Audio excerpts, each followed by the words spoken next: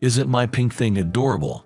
she said with complete confidence, but her clothes were tattered and torn, and I, a guy, didn't know where to look. That's because there were holes in places that should not be seen. But she doesn't care and cheerfully laughs in her tattered clothes. Why were her clothes in such a condition, you ask? My name is Aiden. I work at a company that sets up and plans for events and such. I'm mostly on temporary assignments, but if my company is requested, we'll also assist in attracting customers at corporate event booths. We help with everything related to events. That's our parent company's specialty. I work at a subsidiary, so I'm often on site. I go to various venues on weekends. That's why I tend to be kind to those handing out flyers. It may seem like an easy part-time job, but it can be surprisingly disheartening when refused. So even if I have to decline, I always try to do it with a gentle smile. But I just witnessed an unbelievable scene. Excuse me.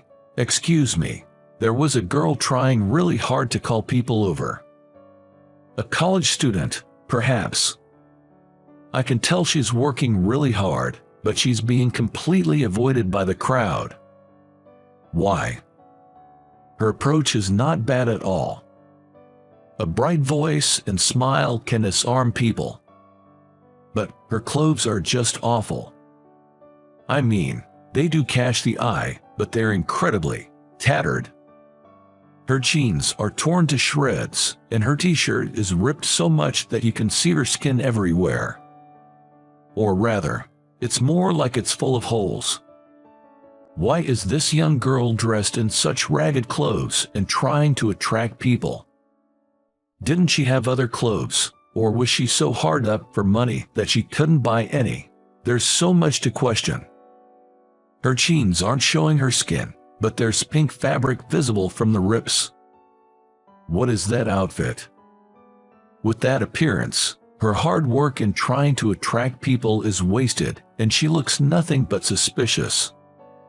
She's trying so hard, but she's being avoided so much that she's teary-eyed. And then, our eyes suddenly meet. I had a bad feeling, but... excuse me, you there, just a moment, please help me, just a little bit. Apparently, having been rejected too many times, she seemed to have lost herself or become desperate, and she was crying out to me. As for me, I really wanted to run away, because I was being looked at strangely by those around me. But she was being avoided so much, and the way she looked at me with those puppy dog eyes, I felt a little sorry for her. So I thought I'd at least listen to what she had to say. A survey. Yes, I want to know what you think about the clothes I'm wearing. She was looking very dejected, a girl named Sarah Garcia, hanging her head. Apparently, she's attending a fashion school and was conducting a survey for a thesis on how much damage is acceptable on damaged jeans. But it seems she was about to lose heart, being avoided like that. I couldn't help but blurt out, "How are you going to handle it if your sample isn't staying still?" Huh?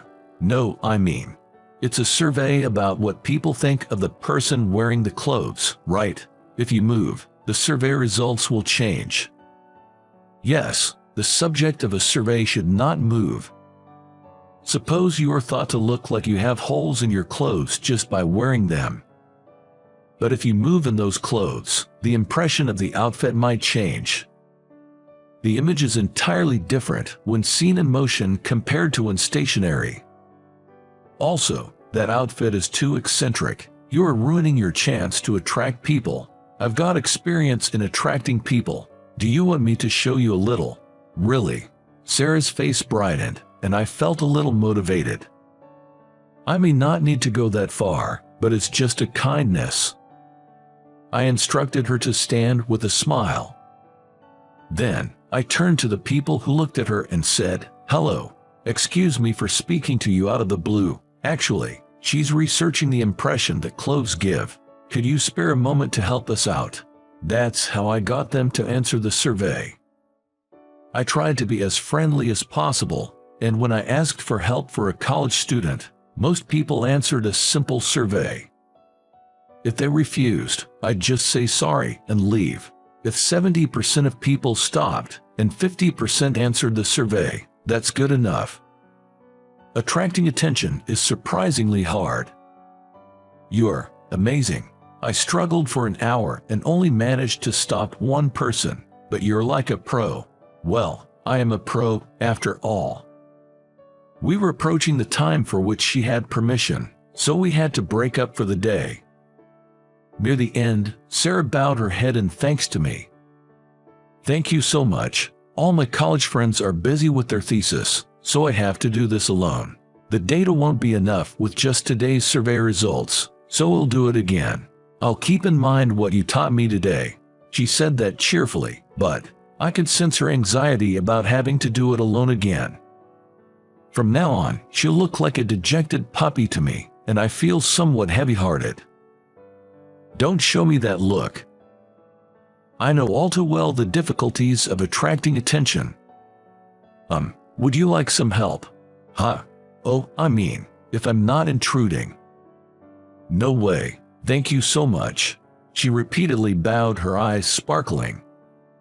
I exchanged numbers with her and parted ways. I had no ulterior motives, I just couldn't leave her alone. I did think I might be butting in too much, though. I didn't think at the time that this would later significantly change my life. Next weekday, she was conducting a survey activity between lectures. Even though the internet is widespread now and most of this type of thing is done online, she said, photos may not convey the color accurately. Apparently, she designed torn jeans, or rather, damaged jeans with patches of pink cloth over the rips. Isn't this pink cute? Jeans always look so casual, so I wanted to add something cute or something like that. Cute. Why not add some frills or something? Frills make it look too feminine, losing the casual feel, and adding too much frill will change the silhouette. So no, she said, but honestly, I don't understand what would change. I don't care about fashion, and frankly, her story is hard to understand because of many technical terms. But her passion for clothing is impressive. She's wearing what looks to an old guy like me like worn-out fashion, but young people call it cute and take pictures of her. I don't understand it at all. Is this the trend? But even if it's trendy, I couldn't help but, actually, I was quite concerned that the undergarments were so visible. I mean, the top was so see-through. Wouldn't anyone be concerned, I thought. But it turns out that this skin-showing fashion was also her idea. Haha, no, it's not like that. This is a variation of fake tights. Fake tights. What is that? I don't know the details, but apparently there are tights that women wear that look like thin stockings but are thicker. Especially when dressed in cute fashion. Wearing things like frilly skirts, wearing thick tights can make the balance look bad, it seems. This fabric you see through the tears is skin-colored, and it's quite warm. Oh, I see. So it wasn't actually your skin. I wondered why you weren't cold. Fashion is deep, I feel, but it's a world I don't understand. But it was fun to hear about fashion from Sarah. And she always talked happily, sparkling, and it was blinding. I received energy every time I saw her face and realized that I was filled with a feeling of happiness. A month later, she successfully collected the necessary data. Thank you so much. I want to do something to thank you, but no need for that. I just helped out of concern. No way. Well, could you at least tell me where you work? You're with an event company, right? Can we consult with you about university events? Of course. I said that and handed her my business card. It would be great if she talked about me to someone and they contacted me for assistance. Well, things don't always go smoothly, and I didn't do it because I wanted something in return. Rather, I did it because I wanted to see Sarah. So, well, to say that this is the end is honestly a bit lonely. But a working guy like me doesn't match a college student like Sarah, and surely someone younger with a better fashion sense and cooler will sweep her off her feet. Thinking that, we parted with smiles in the end. But then, a week later, I was utterly confused. Because when I arrived at work in the morning, suddenly, someone tapped me on the shoulder. Whoa, I was so startled that I jumped. Even more so when I turned around and saw that it was the boss. My heart almost leapt out of my mouth. "Oh, sorry, I didn't mean to scare you. No, it's my fault, sorry. A low-level employee like me never talks to the CEO." As I stood there looking tense, he called me into his office, saying, "Can I talk to you for a second? Did I do something wrong?" Entering the CEO's office with cold sweat all over my body, there was a man in a sharp suit. According to him, he's a human resources person from the headquarters. Why is someone from the headquarters? Cold sweat dripped down my back. Actually, he personally wants you to be assigned to the staff development division at headquarters. What? I was so surprised that I forgot I was in the CEO's office. CEO at the headquarters is like a god. He assigned me directly, and it must be some mistake. That's what I thought, but seeing that the headquarters guy had come all the way here, it doesn't seem to be a misunderstanding. In fact, we are currently developing someone at our headquarters who can take charge of event summarization. Aidan has abundant experience in events and is skilled at teaching, or so I've heard from Miss Garcia. Garcia, miss. I go into a major panic. Certainly, the surname of the CEO is Garcia. But Garcia isn't a rare surname.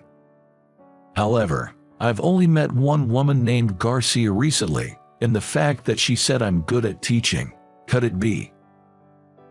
By miss, do you mean Sarah Garcia? Yes, that's right. The HR person said that, smiling and explaining the situation. Apparently, she boasted to her father, who is the president of the headquarters, saying, "I met this amazing person who helped me with promoting." As I mentioned earlier, at the headquarters we're currently working on developing talent in event-related fields, so it seems they were thinking of headhunting that person. Sari ended up receiving the business card I handed over, and it turned out that the person was from one of our subsidiaries. Can I really handle something like this? It's not about whether you can handle it, but whether you want to. The HR person said that to me kindly, and I gratefully accepted the offer to work at the headquarters.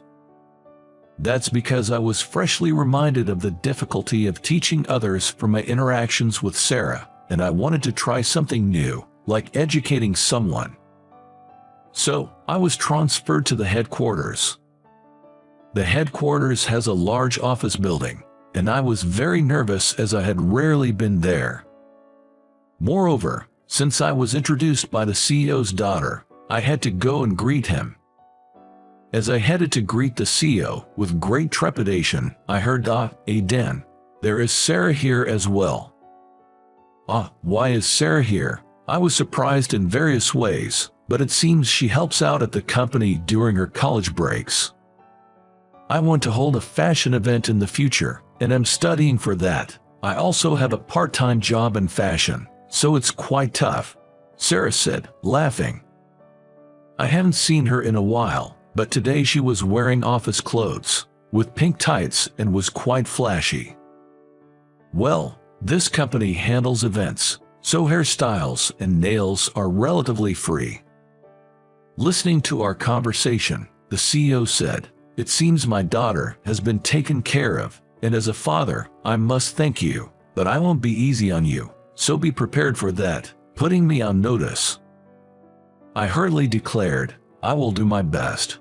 From there on, it was really tough.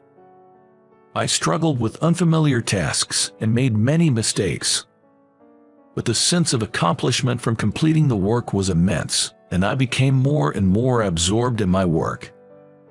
However, it boosted my confidence, and I was able to act more boldly than before. Perhaps that's why I could muster the courage to take a step forward. The content was to invite Sarah to tea, an incredibly trivial matter. Is it okay? Yay.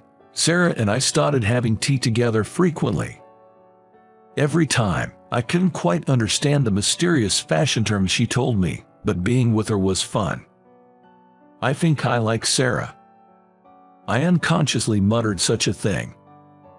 I wondered what I was doing myself, and honestly, I didn't realize what I had said for several seconds. But Sarah shyly smiled and said, I like you too. I mean, I wouldn't go for tea every time if I didn't. We started dating. Although she's still a college student. So I intend to wait for her until she graduates. A few years later. Isn't the lighting here a bit too bright? Oh come on, it's just your professional bias. I was checking the wedding venue with Sarah. We're going to have a wedding next year. The fully matured Sarah was tired of me looking at the venue's lighting. We're the stars this time, so let's not talk about behind-the-scenes stuff. But Sarah, you're designing your own wedding dress, aren't you? You kept insisting. It's fine because it's something I'm going to wear. We laughed together, having this kind of back and forth. Sarah, who used to struggle with attracting customers in ragged clothes, has now become so beautiful that everyone turns to look at her. But still, her taste in clothing is as quirky as ever, and I still don't quite get it. Because I don't understand, I want to know more about Sarah, and I want Sarah to know more about me. That's what I've been thinking. Let's make our wedding the best it can be. What are you talking about? It's bound to be the greatest wedding of our lives. When I say that, Sarah responds with, you're certainly right about that, and together we dream of a happy wedding that's not far in the future.